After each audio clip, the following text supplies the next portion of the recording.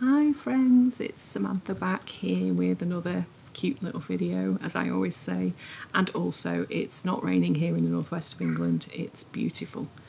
I'm trying not to shout because I don't want my neighbours thinking I'm completely potty and talking to myself in the garden, so hopefully you'll be able to hear me. So I'm just sat here with Glory, who's sunning himself here on the bench next to me, and I really just thought I would sit out here today and just relax a little bit. It's been a bit of a week. As some of you will know, on my Facebook group, you guys are wonderful and you made me feel so much better. Bit of a week, but it's been made better by making some gorgeous things. So I don't know about you guys, but it does make you feel pretty good, doesn't it, when you're feeling a little bit low perhaps? Glory's having a nice time, so I just thought I would introduce today's video with my silly face. I'm probably very red because it's really hot out here today, so I'm a little bit on the warm side. But today's video is going to be a little ring that matches the earrings that we did in a previous video, and I don't know if you can see, little flower rings. So we're going to be making these today. So we'll go inside, I will take you to the table and we'll have a look at some materials and we'll go from there. So I'll see you in a few. Hi, so we are back in from the garden and I can actually talk a little bit louder now. Isn't it weird? I'm sat in my own back garden. And I thought, oh, I'll just do a little bit to the camera. And then I had this awful paranoia come over me because I thought my neighbours would think that I'm completely mad by talking to myself in the garden. So here we are in my usual spot in the conservatory, and if you can hear the fan, I apologise if there's a little hum, but you know what, it's absolutely roasting in here. So this is what we're going to make today. We're going to make these cute little flower rings. Now I thought that they looked like little leaves and then the flower. Aren't they cute? Really cute. You can make these with all sorts of different types of beads, as long as they, you know, sort of fit in the aperture, which I'm going to show you how to do. Cute. And here's another one. Aren't they lovely? And they are somewhat adjustable. All right, so when you've made these, if your fingers are like mine and they swell a little bit in the heat or with the arthritis, I'm getting, you know, sort of arthritic nodules on my hands now, making them look, you know, a little bit weird. But these guys are actually a little bit on the adjustable side. So shall we quit the waffle, Sam, and then we'll go through some materials, shall we? So I'll just bob that one off, leave these ones on. No, I'll take that one off as well.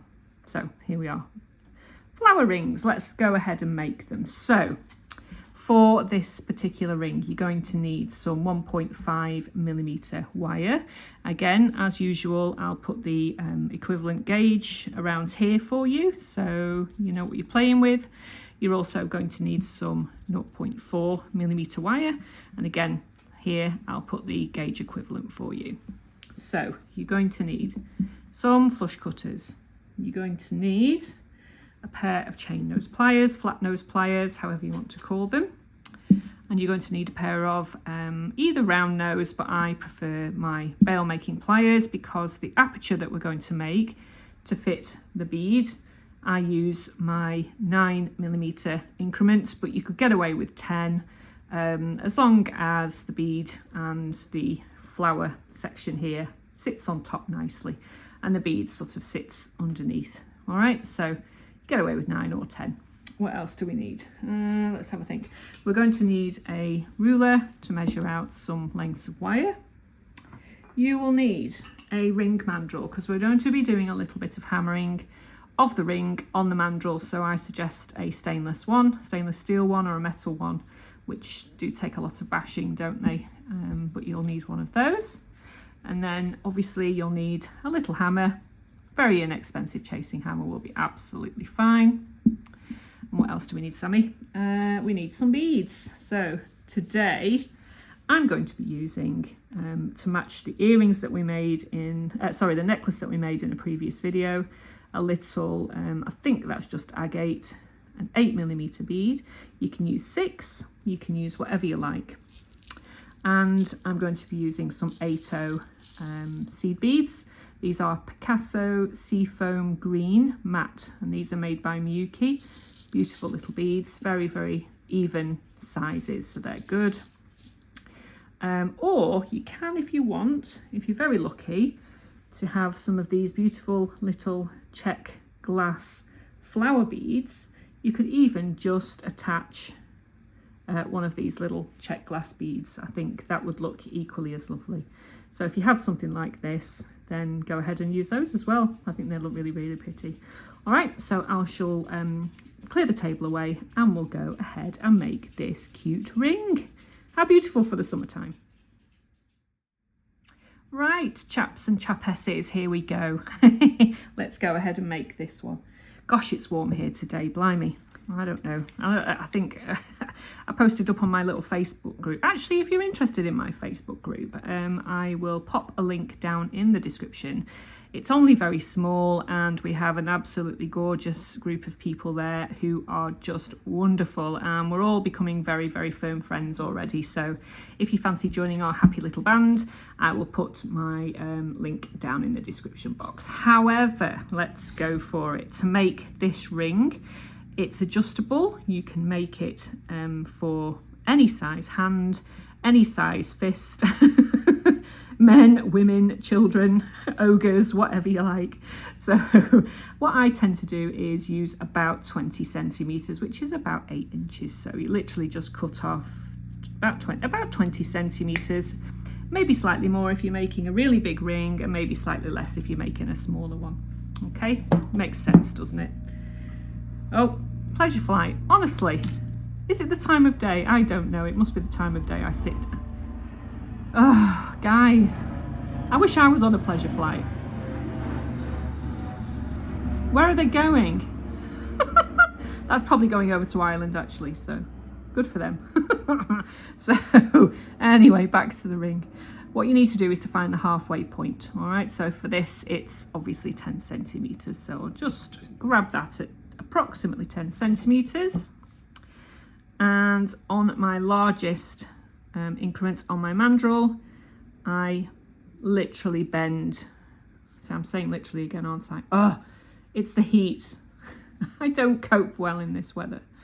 Right, so bend it around like so, not too far, because we're now going to be straightening these guys up. All right, so just bend it round your mandrel like so. Then you come in with your flat nose chain nose pliers, and we're going to be making these two. They want to be parallel to each other. All right, so you come in around here, just where they meet, and you bend them outwards.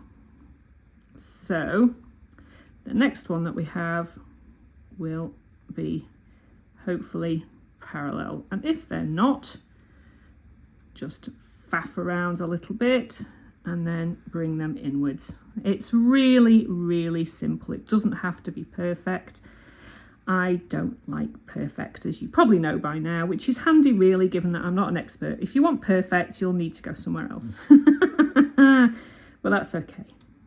There we are. So you just faff around really until you get this kind of affair here. Okay, use your fingers, use your pliers. It doesn't have to be perfect. This is what we have. All right, so now we come in with our ring mandrel. So we need to bend it around the ring mandrel. I've found pretty much that if you use 20 centimeters, which is about 8 inches of wire, you will pretty much be able to make most sizes. If obviously you're making a smaller size, you'll have a little bit more excess. Larger sizes, obviously you'll have a little bit less excess, but hey ho. It's pretty cheap copper wire, isn't it? I mean, I suppose if you were doing this in silver, it would be a different matter. Silver's very nice though, however. So you bring in your mandrel. Now then, because we're going to be hammering this a little bit, we don't want to put and bend the wire around the ring size that we want. We want to have it probably 2 sizes less. So I'm a T and a half on my ring finger on my right hand. So a T, I would start it off at probably an R or even a Q1/2. So my advice is to take it a couple of sizes smaller than you need, all right? Because when we're bending it round and we're hammering, it does expand the wire, and therefore you don't want it to be the size of a bracelet when you're finished. Oh lordy. Although this would make a nice bracelet actually. That's a good idea. Maybe I'll work on a etching bracelet. There we go. So you just bend the wire around the size, 2 sizes less than you want. All right, so here I am on an R. So we have this kind of affair here. All right, so I've discovered that to make these scrolls, you're going to need about 1.5 centimeters. So come in with the ruler. And from where this hoop starts or finishes, whichever way you want to look at it, you want to measure 1.5 centimeters along, give or take. It depends on how big you want your scroll. If you want your scrolls to be, twice round, that's absolutely fine. I just think that the once round looks quite neat on this particular ring. Okay, so what you need to do now is, so like I say, measure from here along about 1.5 centimeters. All right, and then cut. So flush cut, you want to flush cut. So with it being thicker wire, I'll do them one at a time so they don't go flinging off into the dog bowl. And then Glory will be wondering what on earth is in his bowl.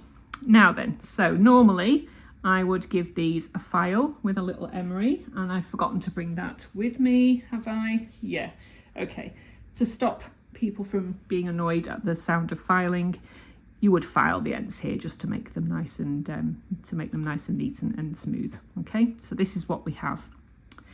Pop it back on your mandrel just to double check that everything is in order. So here we are on a size R, give or take. Right then, the next thing we need to do is to make a scroll. Can you see here on either side of the ring here? This is slightly fiddly because we are making the scrolls that way. So you need to, I scroll around my smallest. You can use your round nose pliers for this actually, guys, if you like them. I don't know, I tend to like, oh gosh, I'm rubbing the skin off my fingers with all of this wire wrapping. Does anybody else have fingers like that? No? Maybe it's just me. So you take your pliers and part these two guys a little bit and grasp, and holding both of the wires, you make this, okay? And then on the other side, we do the same thing. So holding both of the wires so that they don't sort of splay apart too much. Bend around your plier so that we have this. It's now that you can come in and bend it a little bit more, like so. Again, these pieces I think are supposed to be organic. I don't like matchy. I don't like things that are too neat. Things are supposed to be a little bit organic, I think, especially if we're making a flower ring. Okay, so that's a little tight on my finger, as you can see, but that's fine because we're going to put it back on the mandrel now, like so. And can you see already it's started to get a little bit larger? So this is where the fun bit comes in, especially if you have had an argument with your husband or the postman or or somebody's cut you up in the supermarket car park. This is where we come in with our little hammer. And to start hammering, I suggest you start with the hoop and what I call the leaves here. All right, so very, very lightly tap.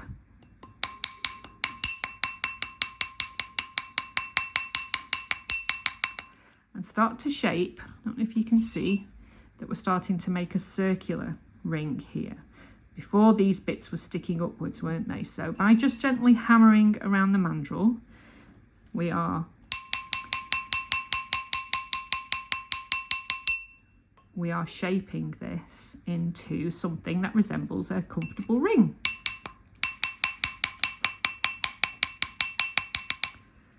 All right, so that looks good. So can you see now when we started off as an R, we're now moving slightly more down. So let me see how that is on my finger. Just a tad too tight again, because it is, you know, my hands are swelling today. It is quite warm. So as we know that when we bash metal, it does something to do with the molecules, and the molecules spread and the metal spreads. I have no idea how it works. It's too scientific for me. My degree's in English, so I have no idea about engineering. So go to the back if you need it a little bit bigger.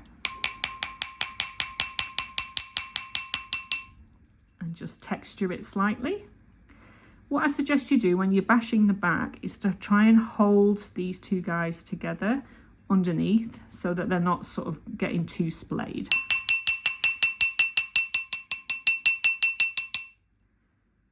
And then around.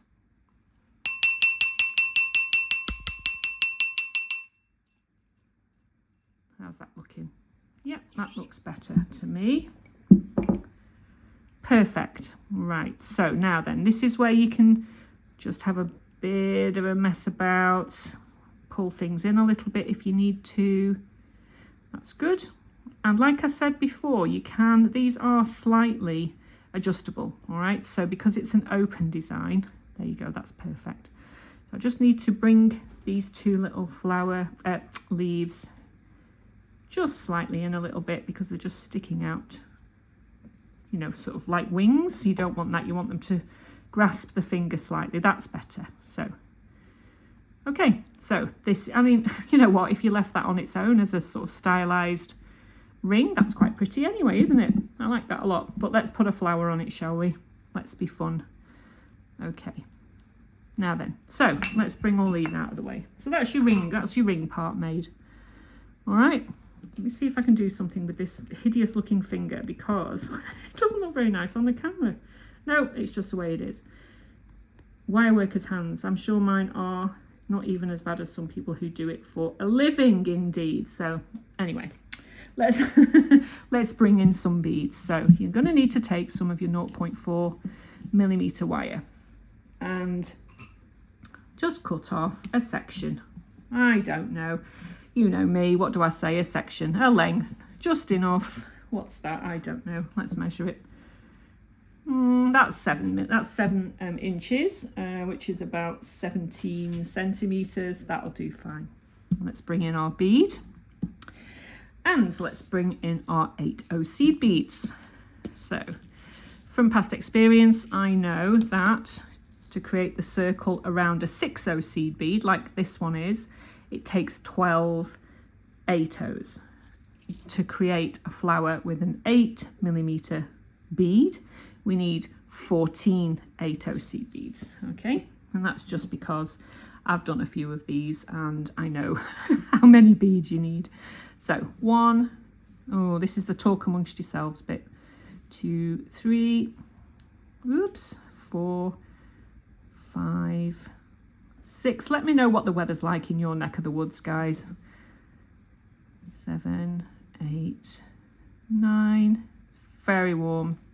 10, 11, 12, 13 and 14. It's very, very warm here in the northwest of England, and I hope it's not too bad where you lot are. Glory is sunning himself and just getting way too warm, so I have to keep bringing him in. Silly dog. So we have this.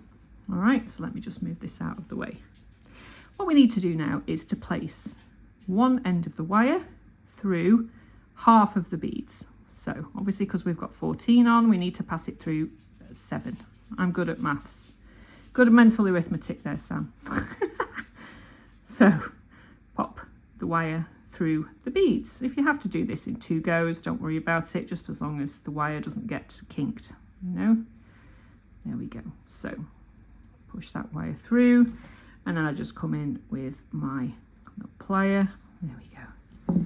And make a circle with, try and be even on either side if you can. So there we have a little circle starting. All right, so pop it on your surface and just see. Oh yeah, that looks quite nice together actually. I've made these ones to match an outfit, like a pink and turquoise dress that I have. So you can make these in absolutely any colours to match outfits. So I place my finger on top of the circle of beads and tug so that you get this. Okay, next thing you need to do is bend these guys round slightly. You want to make sure that your bead has sufficient space to put two wires through, because you want to put this one through that way and this one through the opposite way. So just as long as your bead has enough room for both pieces of your wire. Then you pull gently, like so. Pull, pull, pull, pull, pull, tug, tug, tug, until you're happy. Very, very carefully, because don't forget 0.4mm wire. I think it's 26 gauge. Can snap if you're a little bit too heavy-handed, so just be careful when you're pulling, so that you're left with this. So you will have a little dome at the top and it'll be slightly flatter underneath, like so. All right, I don't know if you saw my earring and necklace flower, stylized flower tutorial. We made these for those. All right, so this is when we come in with our little circular section here. We want to be, all we need to do is to attach this guy to this little circular frame here. All right, so I tend to do 4 wraps, but you can do as many as you like. You could even make these wires longer and wrap around the whole of the ring. It's slightly more uncomfortable when you do it like that, actually, because in between your fingers, I don't know if it's the same with you guys. Come on, Glory. I don't know if it's the same with you guys, but if it's a little bit rough, it's a little uncomfortable for me. But you know what? You do you. Do whatever you want to do. World's your oyster, as I always say. So it's a simple wrap is all you need to do. So that's 1. Oh, come on, work through the camera, Sam. That's 2. Oh, somebody building something outside. And that's 3. Pull them up. And just tidy things up a little bit. That's 4. Okay, so do the other side. So I don't know if you can see, what I do is just bring this wire up and pull it taut and bring it up. Am I coming off camera there? Oh, it's so difficult to do through the camera sometimes. Pull it taut. Glory is now under the table, so if you can hear him snoring or gulping, he's just, honestly, he's getting himself so warm. And 4. And there we have it. You could go around 5, you could do as many as you like, just as long as it fits on and it's nice and secure. So I'm just going to stick with 4 because that's just how I roll. And just cut off the excess. Underneath, you could do it at the side, you could do it underneath the bead. I tend to find that it's fine if you do it underneath, as long as you come in and burnish and tighten your little spare bits of wire. This isn't working very well because I'm doing it through the camera as usual, but you get the idea. There we go, that's better. So push and squeeze, push and squeeze. There we go. So now then, how is that? So you can push this together a little bit. If you want it slightly smaller, bring it out a little bit. If you want it slightly larger, there we go. Oh, there you go, Glory. And there we are. So how's that? That's just slightly offset. Let me just bend that around a little bit. There we go. Cute, cute, cute. I think these are really, really cute and super, super comfy to wear. Make them in all sorts of different colours and have a lot of fun. I think I've got probably about 14 of these now in different colours that go on different fingers. I would then probably, like I've done with mine, is put Renaissance wax over the top. I'm often asked about sealing my copper pieces. I've just sold a necklace, a spiral coil bead necklace to someone, and I've asked them whether they want it bare or whether they want it sealing, so I'm just waiting to hear what their choice is. I tend to do my rings with Renaissance wax. I put like 2 or 3 coats on it because it helps to stop your fingers from turning green if you have a propensity for that kind of chemical reaction, which I know some people do. It's up to you, or you can go ahead and patina them, but I really love the colour of copper. I think these would be beautiful in silver as well. So have a lot of fun, guys. Let me know in the comments how you get along, and I'd love to see you over on my Facebook page group. If you'd like to come over and show us things that you've made, that would be wonderful. We're a really lovely group of people, and we'd like to see you there. All right, so I will see you in my next video, where I'm hoping to do a slightly Art Deco piece, so something a little bit different. So I'll see you then. Thanks for joining me again. It's lovely to have you here. Bye.